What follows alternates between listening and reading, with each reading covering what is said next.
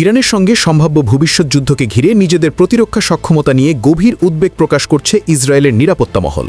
দেশটির প্রভাবশালী সংবাদ মাধ্যম দ্য টাইমস অফ ইসরায়েলের এক প্রতিবেদনে বলা হয়েছে, ইরানের ক্রমবর্ধমান ক্ষেপণাস্ত্র শক্তির মুখে ইসরায়েল আগের তুলনায় এখন কম প্রস্তুত অবস্থায় রয়েছে, এমন ধারণা ক্রমেই জোরালো হচ্ছে বিশ্লেষকদের মধ্যে।